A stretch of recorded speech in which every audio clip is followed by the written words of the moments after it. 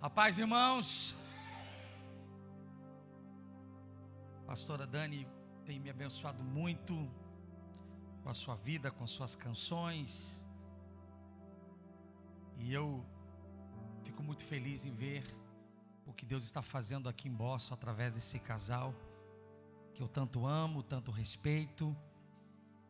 E sei que é o início de algo muito grande que vai acontecer aqui. É o início de algo muito grande. Estou feliz por poder ter hoje a companhia da minha esposa. Estamos com a nossa bebezinha, um ano e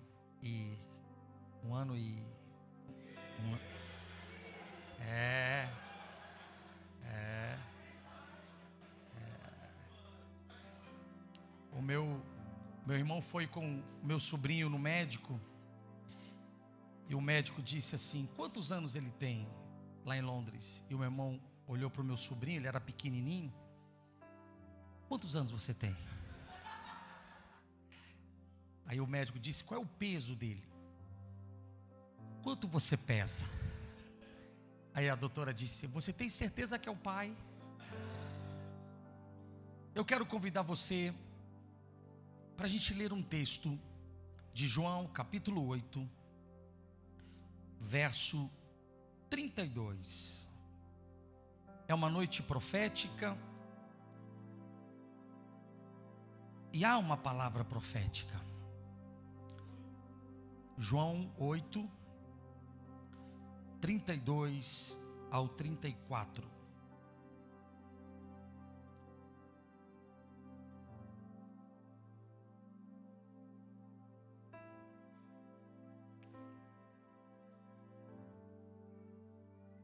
O texto diz: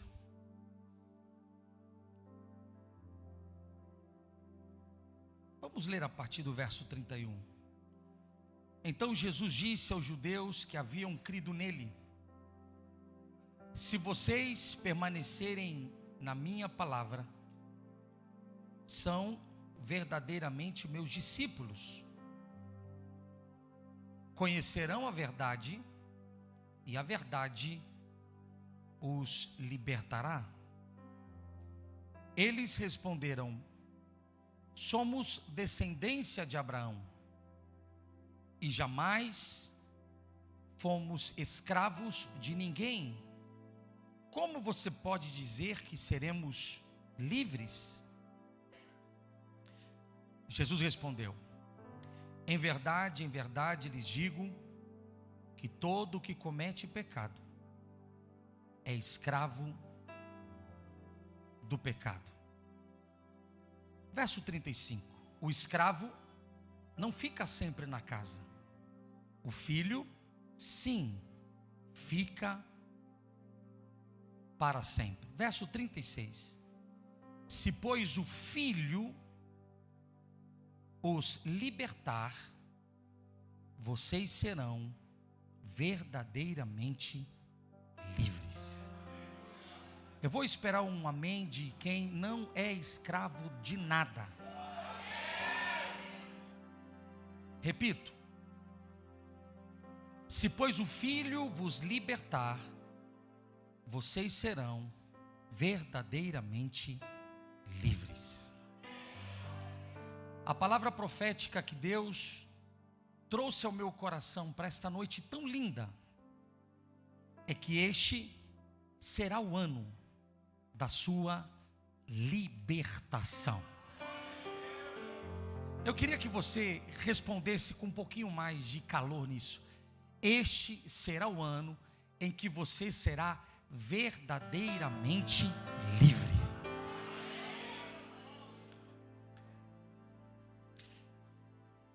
Essa declaração de Jesus: conhecereis a verdade, e a verdade vos libertará, é uma proposta de Cristo de que somente a verdade de Cristo pode, de fato, nos tornar livres. A salvação do homem só é possível através de um relacionamento genuíno com Jesus Cristo, que expressa um compromisso sincero com a verdade que Ele nos revelou. Foi o próprio Jesus que declarou: conhecereis a verdade.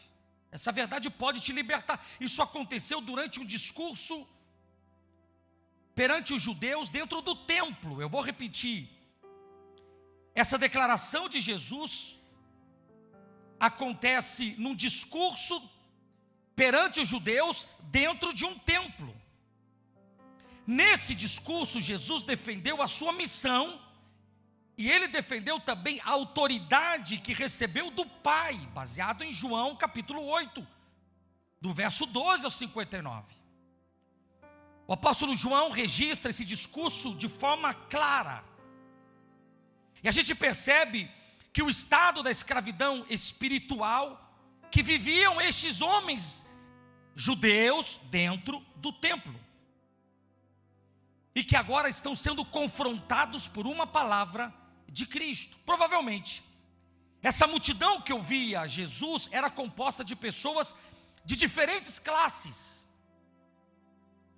líderes religiosos, fariseus, cidadãos de Jerusalém, peregrinos. Certamente, algumas dessas pessoas pertenciam até ao Sinédrio, a cúpula da organização da liderança. E Jesus lança essa palavra para todos. Num certo momento, aquelas pessoas até se mostraram entusiasmadas com as palavras de Jesus. Algumas delas até arriscaram dizer que, de fato, acreditavam nele, conforme João 8,30.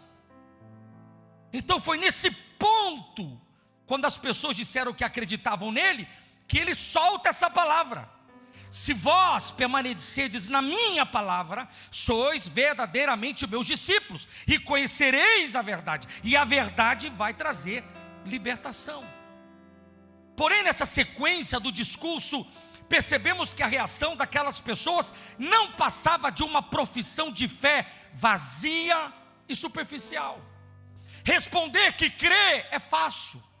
Basta eu pedir aqui, alguém crê, você vai levantar a mão, até de forma automática, religiosa. Mas Jesus para diante dessa resposta, de que eles criam nele, e ele lança essa proposta: se vocês creem em mim, vocês precisam permanecer em mim, vocês precisam estar comigo.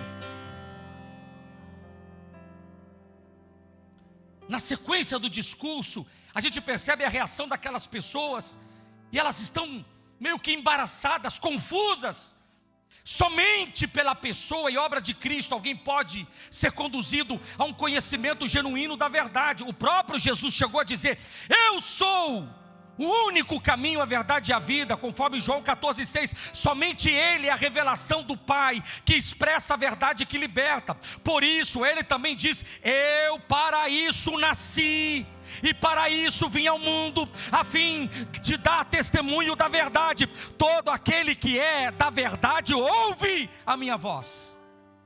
A declaração conhecereis a verdade vos libertará, indica que uma pessoa só é verdadeiramente livre quando o Evangelho de Cristo domina a sua vida por completo.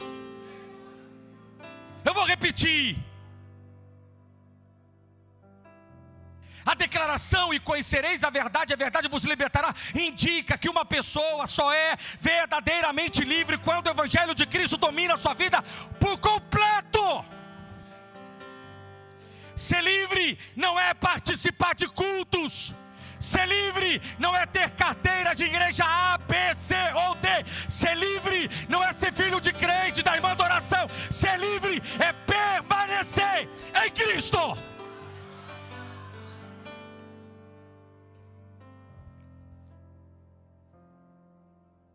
Essa pessoa de fato conhece a verdade de forma experiencial, pois vive a liberdade provida pela obra redentora do Salvador. Essa pessoa já não está mais sob a culpa e o domínio do pecado. Então logo eles começaram a insultar Jesus e depois até queriam apedrejá-lo, conforme o capítulo 8, verso 48 ao 59. Jesus diz: se vocês conhecerem a verdade vai libertar vocês. Diante dessa declaração há um movimento. As pessoas olham para ele e dizem: você está muito mal informado, Cristo, Jesus, Messias, Emanuel, Yeshua, você está muito mal informado, porque você não está falando para um grupo que tem algemas nas suas mãos. Nós somos descendentes de Abraão e tal, nós nunca fomos escravos de ninguém. Jesus então replica esta palavra dizendo a seguinte coisa: gente, o que vocês não sabem é que todo aquele que comete pecado se torna escravo do pecado. Jesus e esse grupo de judeus estão falando sobre liberdade em dimensões diferentes. O primeiro grupo de judeus está falando sobre liberdade do ponto de vista físico. Nós não temos nenhuma grade na nossa frente, nós não temos nenhuma algema, nós não temos nenhum grilhão no pé. Só que Jesus vai falar da liberdade do ponto de vista interior. Ele diz: olha, embora vocês não tenham nada que cerceie vocês aqui, todo aquele que comete pecado, o pecado exerce governo, exerce domínio e vai tornar essa pessoa em escravo. Liberdade é muito próximo de uma palavra que às vezes a gente confunde. Muitas vezes confundimos liberdade com independência. Independência tem a ver com uma série de fatores externos, tem a ver com a minha capacidade, tem a ver com circunstâncias. Posso ter independência e continuar preso a algumas coisas. Jesus está dizendo: eu quero ver você completamente livre. E eu vim profetizar aqui hoje. Tem liberdade para você nesse ano. Alguém recebe essa palavra aqui? E eu não estou falando aqui do quesito externo, do ambiente externo.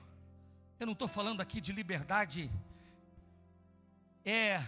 que te impede de ir ouvir. Eu estou falando de uma liberdade interior.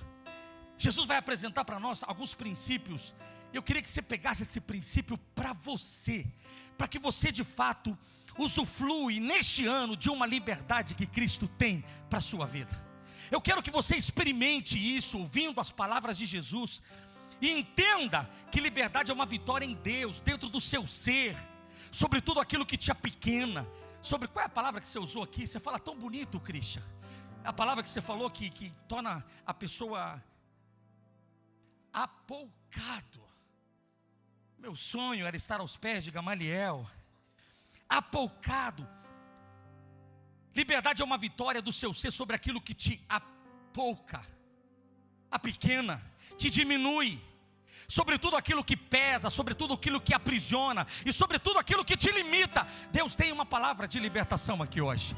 Aí eu queria que você se soltasse um pouquinho. Tem gente escrava de religião, demora a responder, porque lá na igreja que você fazia parte nem falava amém, aleluia. Você é livre para glorificar, você é livre para adorar. Eu tenho uma palavra profética para esta casa hoje. Chegou o ano da sua libertação. Não sei o que te impede de se ver livre no espelho. Não sei o que te impede de sair de casa com liberdade. O Espírito Santo me trouxe aqui e eu sinto que essa palavra é profética. Deus está dizendo: chegou o tempo de cantar na sua história. Lembra daquele salmo que diz: dentro da Babilônia pediam para que a gente cantasse, mas a gente não tinha motivos para cantar. Nos salgueiros que lá existiam, pendurávamos as nossas harpas, porque não havia motivo para cantar. E lá dentro da Babilônia pediu: onde estão as canções de Sião? Mas eu não sabia como cantar, porque não tinha clima para cantar, porque éramos escravos na Babilônia. Mas o outro salmista que chegou com o povo em Jerusalém, no Salmo 126 disse: então a nossa boca se encheu de riso e a nossa língua de cânticos, se dizia entre as nações: grandes coisas fez o Senhor, por isso estamos alegres. Só quem quer coisas grandes aqui vai levantar a sua mão. Grandes coisas fez o Senhor, por isso a minha boca se encheu de riso, a minha língua de cânticos. Deus tem liberdade para nós aqui. Agora, que liberdade é essa que o Evangelho tem para nós? Que liberdade é essa dentro do seu ser, que Deus quer trazer para te ver livre disso que te apequena, te torna minúsculo, te torna um objeto insignificante. Se existe uma coisa que nos apequena e nos torna reféns, é uma coisa chamada medo. O medo tem a capacidade de nos apequenar. O medo tem a capacidade de apequenar os espaços em que vivemos e o nosso interior. A gente vê isso claramente no mundo que a gente vive, os espaços tornando cada vez mais restritos e pequenos. A gente sente cada vez mais compactado por causa do medo. Augusto Cury disse uma frase que eu fiz questão de colocar aqui: nós falharemos 100 vezes todas as vezes que não tentarmos alguma coisa. Esse medo, medo da língua, medo do país, medo das regras, medo de dar um passo além, medo de avançar, medo vai tornando a gente minúsculo. O medo cria em nós a ideia e a visão de que a circunstância é maior do que nós, e por isso a gente precisa recuar, a gente precisa se apequenar. Em nome de Jesus, em Deus, nós podemos ser livres do medo. Em Deus a gente pode desfrutar de uma vitória sobre isso, porque existem pessoas que, embora sejam, como eu disse, independentes, o medo já os cerceou. Medo! Fomos pastores numa linda comunidade carente no Rio de Janeiro. Fomos pastor de uma moça extremamente voltada para a obra. Ela foi no posto de saúde, e o médico olhou e disse: essa mancha é câncer. Sem uma biópsia, sem um exame mais apurado, sem uma segunda opinião, ela recebeu a palavra, voltou para casa e ficou trancafiada no quarto. As filhas ligaram: pastor, mamãe não quer sair do quarto, já faz 7 dias. Fui visitá-la. Eu disse: você não tem o segundo diagnóstico? Pastor, está tudo bem, são os meus últimos dias. Minha filha, você não tem um outro parecer médico? Não, pastor, eu não quero mais esse sofrimento, eu não quero mais saber dessa doença. Falei: minha filha, você precisa de uma segunda opinião. Com esforço, dias, semanas se passaram.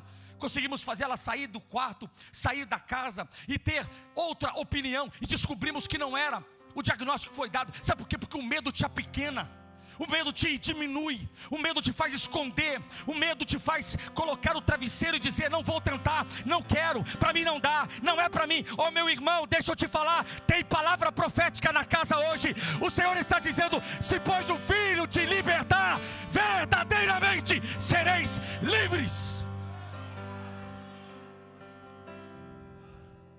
Segunda algema que colocam sobre nós são as marcas do passado. Se tem uma coisa que faz uma pessoa temente a Deus se apequenar, é quando ela se distrai e se afasta de Cristo, não permanece em Cristo. Ela abre espaço para propostas do inferno. E uma das coisas que tem assustado pessoas são as marcas do passado. Marcas do passado nos tornam reféns. A gente até tem vontade de avançar, mas é como se aquilo tivesse nos agarrado e nos prende. Na maioria das vezes são situações invisíveis. Existem pessoas que acreditam que até estão andando muito rápido, só que a gente sabe que a gente poderia estar muito mais além, mas essas marcas vão nos prendendo, vão nos limitando. Existem pessoas que até estão de alguma maneira progredindo, mas essa progressão está sendo puxada para isso. Gente cujo sucesso não é sucesso para si, é sucesso para provar para alguém do passado que prosperou, que cresceu, que avançou. Você está preso ao passado, mas o Senhor me trouxe aqui, como Jesus disse no templo: se pois o Filho vos libertar, verdadeiramente sereis livres. Marcas do passado. Pastor Cristian compartilhava hoje que tentou convencer alguém para vir ao culto, e a pessoa disse: eu tive a experiência lá atrás que não foi boa. Marcas do passado. Os solteiros que estão na casa, separados, divorciados, eu não sei qual é seu estado civil, você tem que se ver livre. Pastor, eu profetizo, você vai casar aqui os 50 solteiros, 60, 70, os 80, os 90, pode vir do jeito que vier. O Senhor vai renovar as forças. Sabe, gente que vive preso porque foi traído, foi machucado, foi abandonado, lá no Brasil, lá em Goiás, lá na Paraíba, eu não sei, escute, o Senhor está dizendo: o evangelho da libertação já chegou na casa, tem libertação para você, seja livre. Estávamos na catedral, num culto de domingo lá em Londres. A igreja tomada, mais de 600 pessoas adorando ao Senhor. Sai uma menina correndo e ela atravessa na frente de todos. Todo mundo ficou assustado. Ela abraçou um senhor lá atrás. Fomos saber o que aconteceu, por que ela teve aquela reação. Aí ela disse: pastor, aquele era meu pai. Meu pai me abusou na infância. Eu o odiava com toda a minha alma. Eu vivi fugido, vim para Londres. Eu soube que ele veio atrás. De repente ele está congregando na mesma igreja. E eu estou há meses olhando para ele dizendo: eu não posso carregar mais isso. O meu pai agora é salvo. Senhor, me ajuda a me libertar disso. E foi numa pregação, numa manhã de domingo, que ela saiu correndo dizendo: se Cristo me libertou, verdadeiramente serei livre. Gente que não se arrisca para abrir uma empresa porque o antigo sócio lhe passou a perna. Ah, meu irmão, eu ficaria aqui a tarde toda, a noite toda, citando exemplos. Eu não sei o que te escravizou no passado, mas Jesus mandou dizer hoje: eu estou aqui e tenho libertação para você.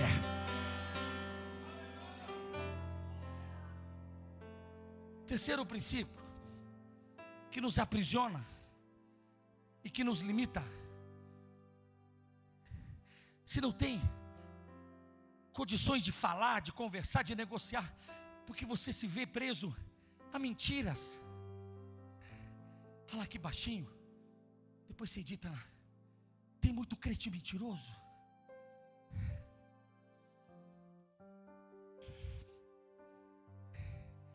Tem muito crente que acha que se ilustrar um pouco mais a sua história, vai ser aceito, ser amado.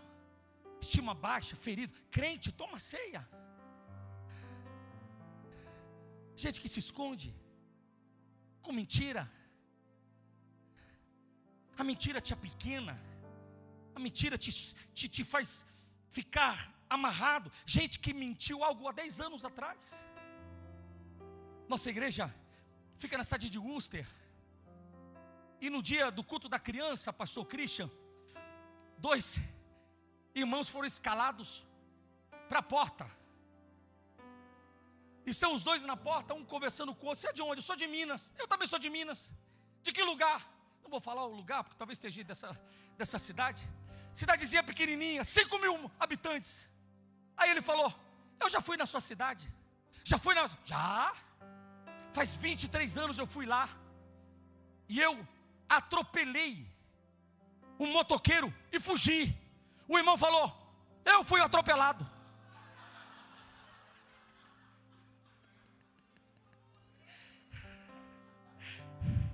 Irmãos, eu levantei todas as informações possíveis. Era o bendito do irmão que até arrasta um pouco a perna. Gente que fica presa a uma mentira. Em quarto lugar, eu estou caminhando para o contexto final. A liberdade é uma vitória do ser em Deus sobre aquilo que me prende, me aprisiona. Tem coisas que nos aprisionam. Eu vou citar uma aqui. Eu não vim doutrinar a igreja, eu vim ser profeta nessa casa hoje. Se tem uma coisa que nos aprisiona, é o maldito vício. Vício.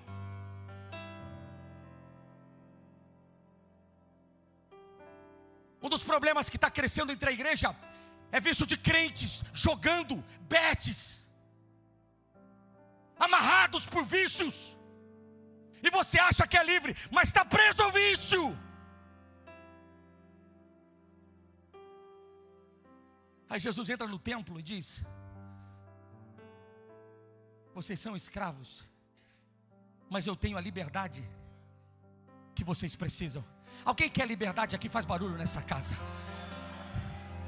4 princípios para você ser livre esse ano. Alguém que recebe essa palavra profética aqui? Ô crente pentecostal, não sei se você veio de uma igreja mais tradicional, mas aqui quando a gente fala amém, a gente está dizendo eu concordo, assim seja. Eu vou perguntar aqui: alguém será livre aqui? Levanta a sua mão nesse ano, diga alguma coisa ao Senhor. 4 princípios. Como vencer o medo? Existe uma coisa que é o antídoto perfeito contra o medo.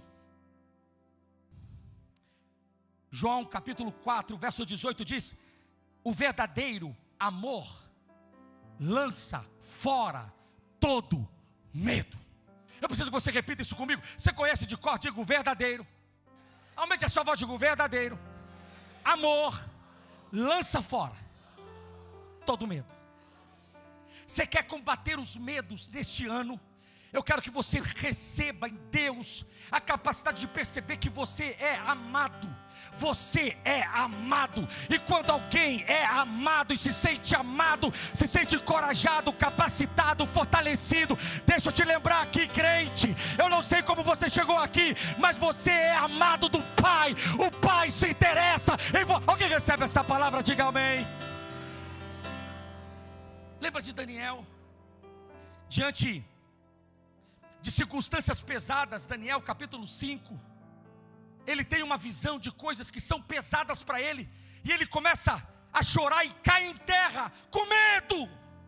Aí o anjo aparece para ele e diz: não temas, Daniel, porque tu és um homem muito amado. O anjo não estava injetando coragem nele.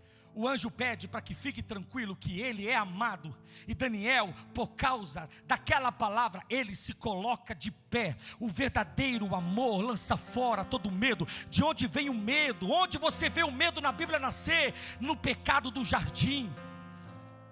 O homem se esconde porque não se sente mais amado e tem medo por causa do erro cometido. A vitória sobre o medo é a certeza de que nós somos amados. Eu queria que você repetisse para o seu vizinho aí, diga a vitória. Fala para o vizinho: a vitória sobre o medo é a certeza de que você é amado. Minha esposa saiu com a bebê, agora eu posso falar. Circunstâncias difíceis, enfrentando batalhas por dentro e por fora. Aí eu compartilho com ela, e ela olha e diz: não, mas você é maior do que isso. Nas 5 linguagens do amor do Gary Chapman, eu sou alimentado por palavras de afirmação. Se me falar uma palavra de afirmação, eu viro um urso. Aí ela fala: amor, você é maior do que isso. Levanta a sua cabeça. E aquele amor manifesto por ela vai injetando ânimo. Ela não me injetou coragem, ela me injetou amor. Sabe, amados, aqui tem uma palavra profética. Minha irmã, teu marido vai voltar com problemas, com batalhas, com dificuldades pelo caminho. O teu papel é lembrar a ele que ele é amado, amado por você, amado pelos seus filhos. Oh, homem, aqui está uma palavra profética para você. Tem gente que te ama. Levanta essa cabeça, parte para cima, porque quando você saber que você é amado, não tem diabo, não tem principado, não tem poder. Alguém recebe esta palavra hoje? Se eu me sinto amado, eu sou encorajado. Não é coragem que você precisa. Você precisa perceber o quanto Deus te ama. Se o Senhor não vigiar a casa, em vão trabalha a sentinela. Se o Senhor edificar a cidade, a história vai ser diferente. Diga: eu sou. Só para gente que vai ser livre esse ano, diga: eu sou muito amado. Eu tenho uma pequenininha de 1 ano e pouco. Ela fala, 1 ano e meio. Ela fala papai toda hora. Meu irmão, tem hora que eu chego cansado, ela estica aquele bracinho para mim. Meu irmão, quando você se sente amado, você é encorajado. Sabe que você tem que vir para o culto? Sabe que você tem que parar de perder culto? Sabe por que você tem que parar de perder culto? Porque aqui você é lembrado o quanto você é amado pelo Senhor, o quanto Deus te ama. Ama a sua casa, ama seus filhos, ama a sua família. Você não é uma ameba, um protozoário largado no sistema. Você não é aí uma coisa largada, não. Você é filho do Pai. Cadê os filhos do Pai aqui? Façam barulho. Você é filho do Pai.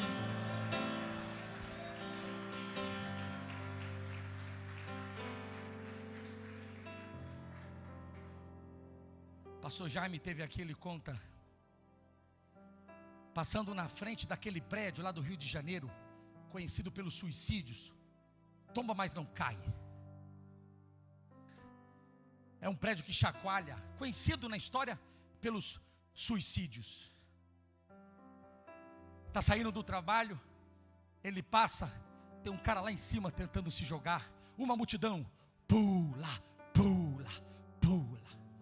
Ele olha, com pressa, vendedor, passa correndo, o Espírito Santo falou, volta. Caramba, volta. Chega, fala com o pessoal do bombeiro, poderia subir? Eu trabalho com pessoas nesse estágio. Mas você é o quê? Você é médico? Você é bombeiro? Não, eu sou pastor especialista nessas áreas. Aí alguém falou, sobe, mas você tem que ser rápido, eu vou te dar 3 minutos, você tem que sair de lá.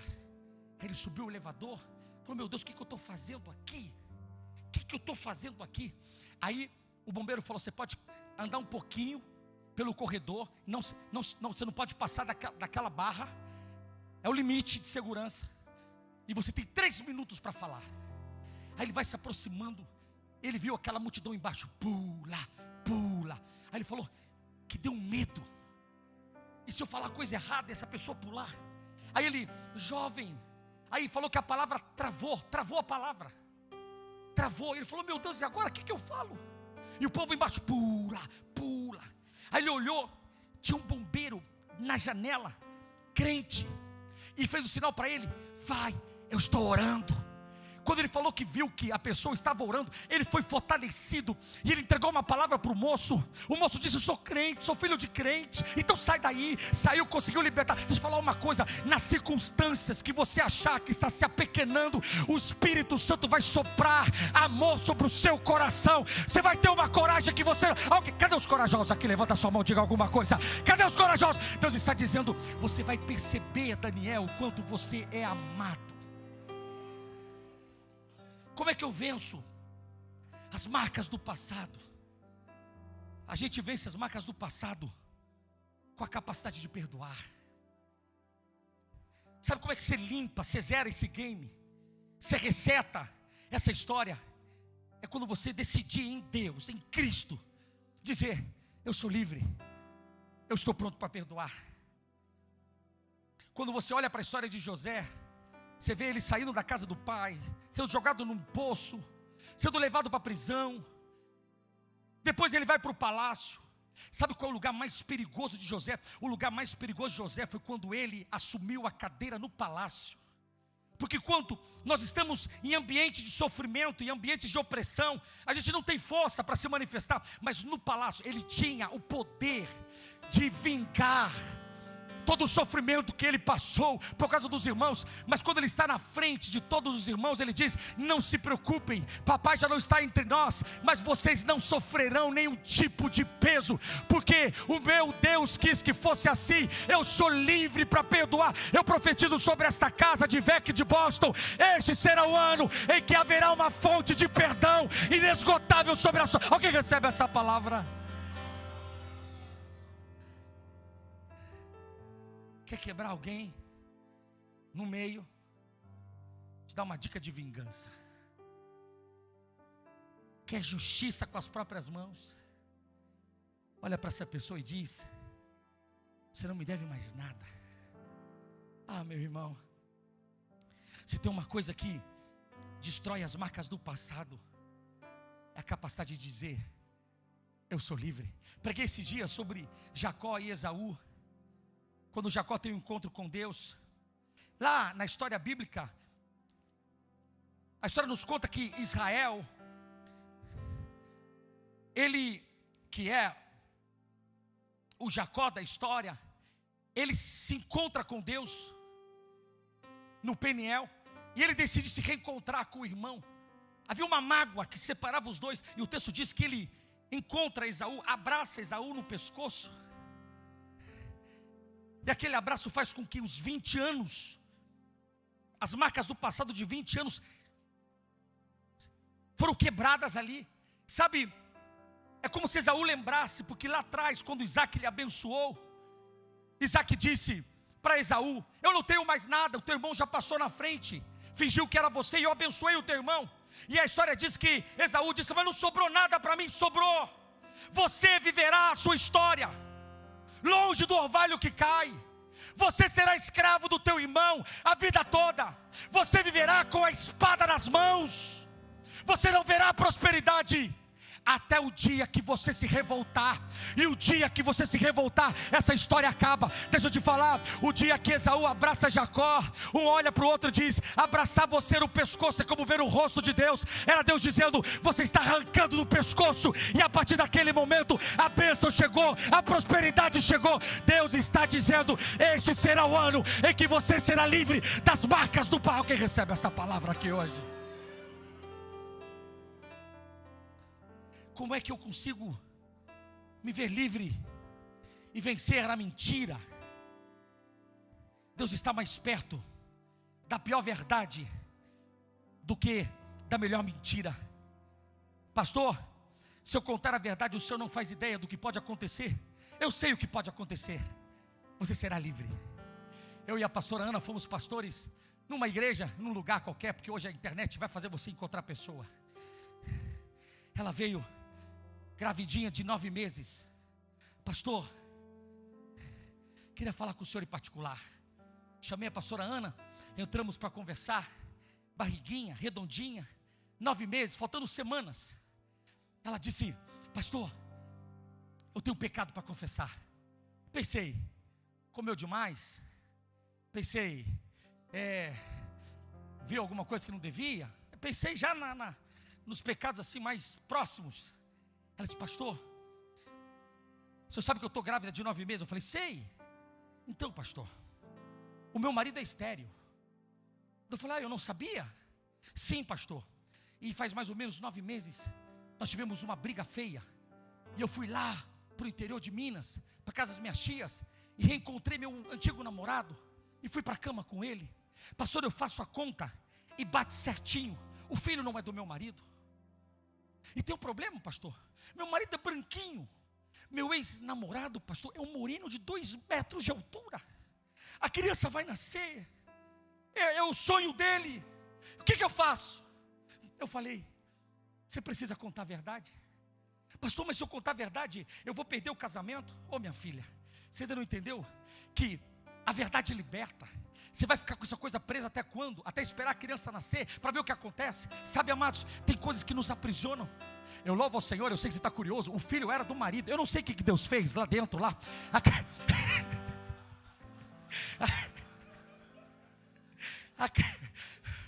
Eu nunca orei tanto para Deus mudar o sistema lá dentro. Eu falei: Senhor, a liberdade. E em último lugar, como é que eu venço o vício? O vício em Deus se vence buscando ajuda. Eu falo aqui com os que se acham os poderosos, mas que está preso pelo vício. Você precisa de ajuda de Deus. Você precisa de ajuda pastoral. Você precisa conversar com alguém. Precisa compartilhar com alguém. Essa prisão, o Senhor está dizendo: procure ajuda. Converse com alguém. Fale com alguém. Seja livre. Mas eu não sei, pastor, o que vão dizer, o que vão falar. Eu não sei, pastor, como é que vai ser a reação. Eu quero que você seja livre. Nesse ano de 2026, há uma palavra profética nesta casa. A liberdade estará à sua disposição. Nada vai te prender, nada vai te algemar, nada vai tirar o seu sono. Oh meu irmão, você é livre. Jesus disse: se pois o Filho vos libertar, verdadeiramente sereis livres. O Senhor está dizendo: eu quero que você viva esse ano com liberdade, dizendo: eu sei em quem tenho crido, eu sei que Ele é poderoso para fazer infinitamente mais do que pedimos ou pensamos. Este é o ano de você entender que o Senhor já deu ordem a seu respeito, para você levantar essa cabeça, para andar com a cabeça erguida. Eu sou o teu Deus que te tomo pela mão direita e te digo: não temas, porque eu te ajudo. Eu sou o teu Deus. É o ano de você ver as manifestações de Deus na sua vida espiritual, na sua vida material, na sua vida física, emocional. É o ano de ver essas correntes sendo quebradas. Gente que está 30, 40 anos na igreja ainda não entendeu esse princípio. O Senhor está dizendo: você é livre. Alguém é livre aqui? Faz barulho aqui nessa casa. Você é livre. O Senhor está dizendo: eu paguei um preço. Mas tem gente que insiste. essa área eu não quero que ele toque. Se você insistir nessa sua teoria, você vai passar mais um ano escravo, preso. Mas se você aceitar o desafio, a voz do Senhor ecoa. A voz do Senhor é como o sol de muitas águas. Ele diz aqui hoje na DVEC: eu paguei preço para que você fosse livre.